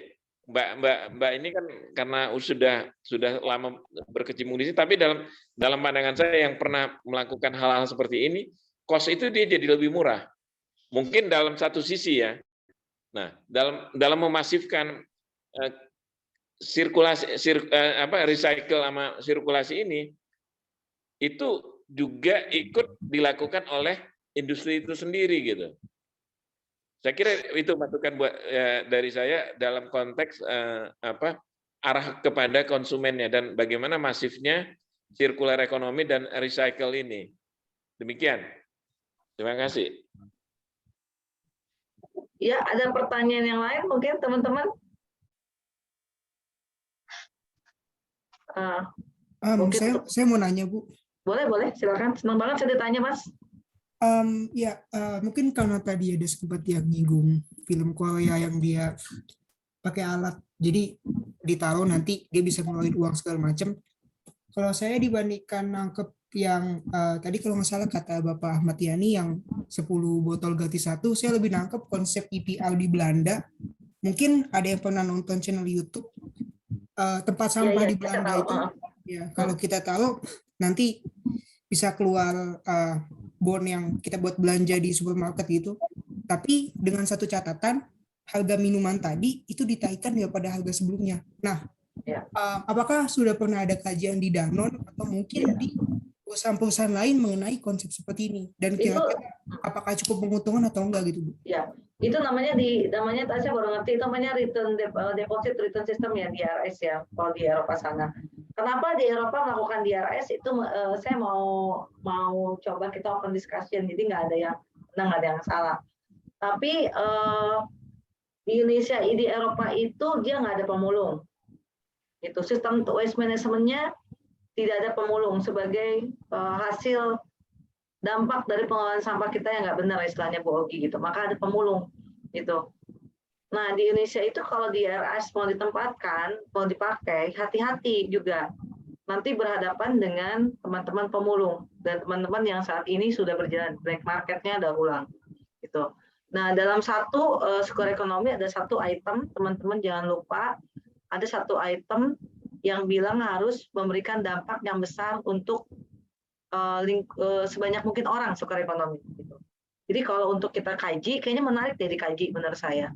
Gimana kalau di DRS ini kita pakai si plastic pay, pakai ekosistem, pakai apa sih itu yang startup itu ya, Octopus atau apa, dibandingkan dengan sistem informal, black market, pemulung, dan lain-lain.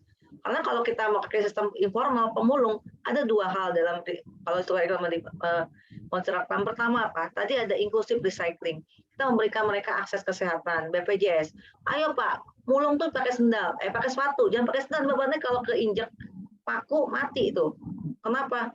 Tetanus ya Bu Ogi ya. Terus Bapak pakai masker dong. Itu kalau nggak pakai masker Bapak kena sakit gitu. Nah, kayak gitu-gitu tuh yang kita menghitung antara sektor ekonomi ini dengan sistem informal ini memberikan dampak seperti apa dibanding dengan pakai sistem DRS yang kayak di Eropa punya dan juga ada di plastic pay misalnya kayak gitu. Itu menarik sih kalau kita bahas gitu. Plus minusnya seperti apa gitu. Gitu sih. Itu menarik untuk dibahas sebenarnya. Karena saya juga sangat pengen tahu ya kalau ternyata Indonesia mau pakai sistem kayak di Eropa, canggih semua, terus si pemulung-pemulung ini nggak diapa-apain, kita lihat seperti apa gitu. Siapa tahu ternyata oke, pemulungnya ngambilnya di sistem tadi di Dropbox-nya aja, di DRS-nya aja gitu. Pemulung kamu ngambil dari sana, cost-nya bakal lebih berkurang daripada kamu keliling-keliling nggak pakai sendal, kepanasan, kehujanan, dan lain-lain gitu. Menarik sih. Itu banyak loh topik-topik soal ekonomi dan mungkin mindset-nya ke depan kita nggak ngomongin lagi recycling tapi sirkular ekonomi. Karena teman-teman teknik lingkungan ini dibutuhkan di mana kita tuh bukan kalau ingatnya kuliah Bu Ogi itu kita bukan kuratif itu dokter kata Bu Ogi. Kita ini ada preventif di ujung. Sebelum terjadi dampak kita harus pikirin nih apa ini barangnya, maka harus dibahas itu adalah apanya ini nih, apa bagaimana how itu dibeli di awal gitu. Bener ya Bu Ogi ya? Gitu. Bu Ogi selain setuju itu. Itu sih teman-teman. Nah ini skor ekonomi itu preventif, jadi bukan kuratif di belakang. Kalau kuratif itu tadi apa? Recycling ekonomi gitu. Itu yang Mbak Mei nggak akan nemuin tuh data-data di belakang soal bagaimana daur ulang di luar black market, pusing itu data. Tapi kalau di awalnya kita punya data yang benar, dibikin sistem skor ekonomi di awal dijelasin, ya udah lakukan inisiatif ini, dihitung berapa pengurangannya, berapa impact-nya, itu pasti gampang tuh. Mbak Mei. Setuju. Itu yang jadi masalah kita saat ini. Kan?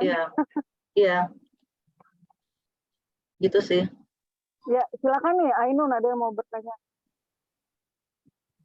Mbak Ani, ini kita harus ada FDGD lanjutan nih, harusnya menarik Atau nih. Ibu harus aku jemput Ibu dari Ibu masih lupa aku Cempaka Putih. Ayo Bu, aku jemput. Pulangnya makan bakso heula seperti biasa. Nggak apa-apa, lewat online gini juga dulu nggak apa-apa. Parenting, one on one ya Bu ya. Tapi yang jelas ini topik yang cukup menarik, dan kalau belajar ke luar negeri juga kita tidak bisa ujuk-ujuk melihat saat ini, tapi saya selalu lihat sejarahnya, berapa tahun dia seperti itu, terus apa aja, bagaimana kelembagaan, pendanaan, hukumnya, dan semuanya gitu. Nggak bisa ujuk-ujuk yang hari ini, semua itu ada evolusinya gitu. Jadi karena masalah pemulung juga ini menarik sekali, karena kalau yang saya pikirkan sekarang itu justru pemulung tuh suatu saat itu kan harus tidak ada, karena mereka tuh bukan hanya informal tapi ilegal kan Bu Ani. Jadi mereka datang ke kota itu juga terpaksa karena panen di desa cuma 1 kali, yang tadinya 3 kali gitu kan. Makanya pas panen dia kan pada pulang kan gitu. Jadi dan yang sekarang menjadi harus pemikiran kita juga, pemulung ini tidak dilindungi oleh Undang-Undang Tenaga Kerja hari ini. Gitu. Nah, ini juga seperti itu. Kemudian pendaur ulang yang kecil juga banyak yang tidak bayar pajak, tidak bikin IPAL, dan juga tidak terdaftar. Jadi banyak hal gitu yang menarik ini. Ya ini yang bikin kita terus belajar sebetulnya. Jadi emang benar-benar gimana ya, gajahnya tuh gajah banget. Kadang-kadang kita kan baru tahu buntut gajah, kita baru tahu kaki gajahnya gitu. Benar. Makanya saya alhamdulillah banget pas saya di BPPT itu saya dapat pelajaran langsung dari Pak Habibie, itu ORSA namanya, Operation Research and System Analysis. Jadi it's not only tukang insinyur ya. Jadi risetnya pun operation research, jadi bukan, beda dengan academic research, beda dengan basic research ya. Operation research and system analysis. Jadi kita ya ini saya ingin sharing ya, mumpung masih bisa ketemu Mbak Ogi, Mbak Ani semua, Mas Yani, aja. Nanti kayaknya menarik kalau kita bisa bikin khusus diskusi tentang apa sih ini. Saya dapat hari ini ya, ternyata ada beda circular economy dengan recycling economy. Nah, itu juga penting sekali karena belum tentu semua tahu ya. Terus kenapa linear ekonomi juga tetap harus kita benerin dulu gitu, karena kita kumpul angkut buangnya aja belum bintang 5 gitu kan. Masih cubluk lah ibaratnya kalau misalnya gitu. Iya, betul. Jadi ya nggak loncat, jadi linear, bertahap lah, ada SD, SMP, SMA gitu. Itu yang mungkin ingin sharing gitu. Gitu sih. Kira-kira itu Mbak Ani ya, terusin aja ya nanti diskusi-diskusi seperti ini. Ya. Mbak Mei udah siap kok Bu jadi hostnya, karena Skor Ekonomi bakal ada event beberapa kali itu. Mbak Mei yang udah di depan ya Mbak Mei ya. Siap. Ya. Iya. Ini waktu kita tinggal 10 menit lagi, mungkin Mbak ini ada satu pertanyaan lagi nih dari Mbak Ainun Asifa mungkin ya, terakhir. Ya. Assalamualaikum, selamat siang semuanya, mungkin Ibu Sri Bebasari, Bu Mai, Bu Ogi, dan Bu Ani. Perkenalkan saya Ainun, angkatan 2016.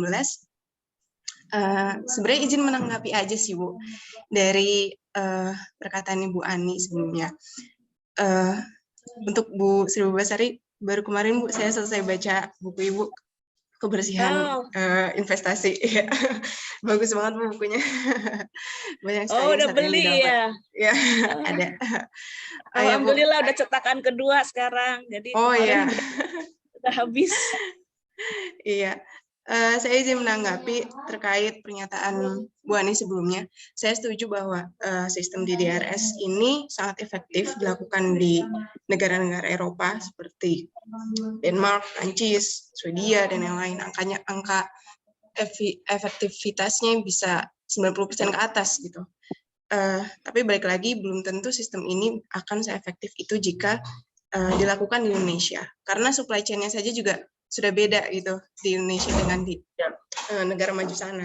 Di sana distributornya semuanya mungkin legal ya, punya izin gitu. Di kita kan juga, di kita masih banyak warung-warung, dan itu yang sangat masif di kita dibandingkan distributor yang legal gitu. Mungkin paling kecilnya di Indomaret, Alfamart gitu kan. Nah, selain beda dari sisi supply chain-nya, dari bahannya itu sendiri, untuk sampah plastiknya juga di kita mungkin sektor informal itu kan sangat berperan penting gitu di Indonesia. Saya sendiri Bu kebetulan ini bekerja di Kibumi, Kita Bumi Global, yang mana mengagregasi pelapak-pelapak yang ada di Indonesia. Kita coba modernisasi, kita legalisasi, kita supply dengan teknologi-teknologi seperti ball press, mesin press, conveyor belt. Jadi supaya efisiensinya itu meningkat, kapasitas untuk memproduksi sampah plastiknya itu lebih banyak lagi gitu. Nah, kami mulai dari lapak-lapak yang besar dulu Bu, kan rantai sampah plastik kita gitu kan panjang sekali gitu, dari pebulung, lapak bodong, lapak kecil, lapak menengah, lapak besar gitu. Nah, ini kami mulai dari atas dulu, kami perbaiki, legalisasi, modernisasi, manajemennya, supply teknologi juga gitu.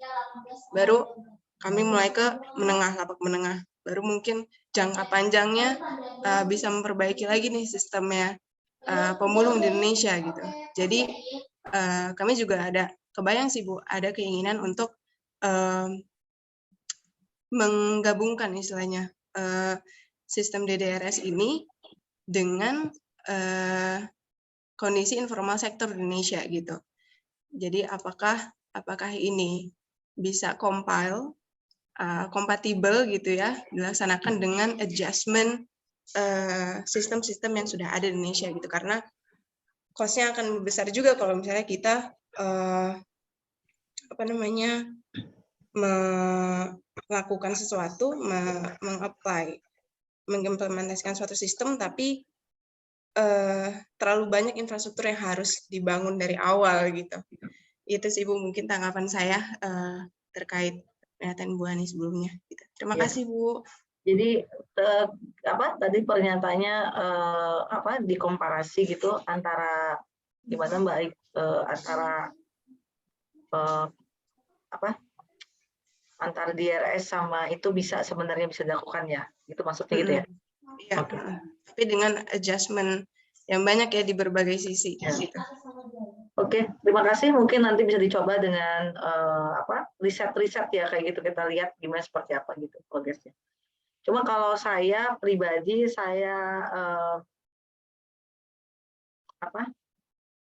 juga banyak belajar seperti halnya Bunci ya, pengen tahu gitu apa yang terjadi, karena ngomongin soal sirkular ekonomi itu setiap saat itu ada gitu ya, yang menarik karena nggak terbatas dengan plastiknya itu sendiri dalam hal ini, tapi adalah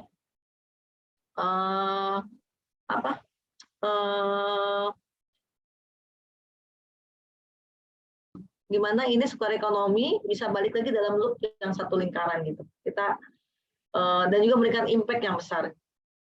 Gitu sih. Oke Mbak Mei udah 12.53, boleh kita foto bareng dulu Mbak buat kepentingan sosial media. Boleh, silakan. Semuanya di-on-kan kameranya ya. Mbak Maya angkatan berapa ya? Mbak Maya 9. Saya 91 ya. 91-nya saya di jurusan lain sebenarnya Bu, jadi saya bergabung di teknik lingkungan sebagai alumni S2 di bawah Bu Batik. Ya, kita foto dulu Mbak Mei atau gimana? Dari saya sudah cukup. Ya, silakan foto dulu. Kita foto dulu. Kenang-kenangan. Sofian masih ada nggak? Sofian tolong fotoin. Ini ada yang masih nanya lagi, satu lagi nih. Ainun Asifa udah tadi ya? Oh, yang tadi ya. Oh. Silakan. Sofian. Iya. Sofian kemana nih? Bisa dibantu mungkin. Nggak ada Sofiannya. Nah, Bapak aku aja Mbak, aku bisa pakai prescript. Siap, nuhun pisan. Ya, bentar, sebentar ya. Ini baru slide yang pertama. Bentar.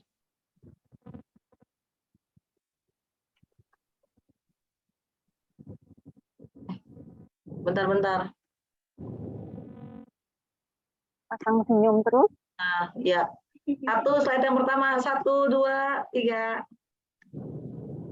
Ya, kedua.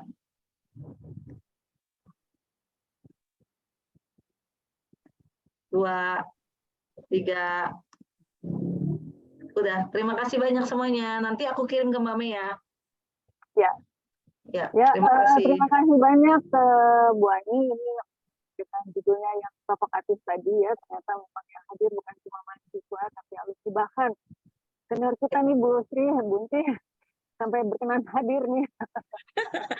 Iya, tiba-tiba aja saya baca. Ini menimbulkan sebenarnya bukan cuma pertanyaan, tapi jadi banyak ide juga ya.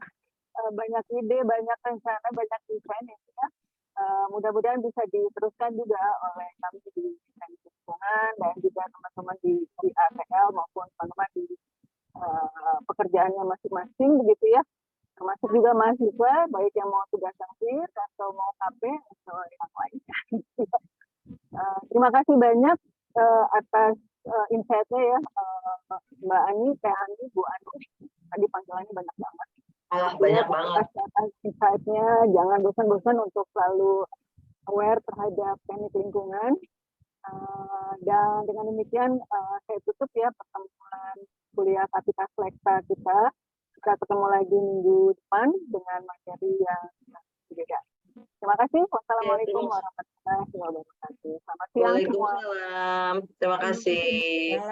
Terima kasih.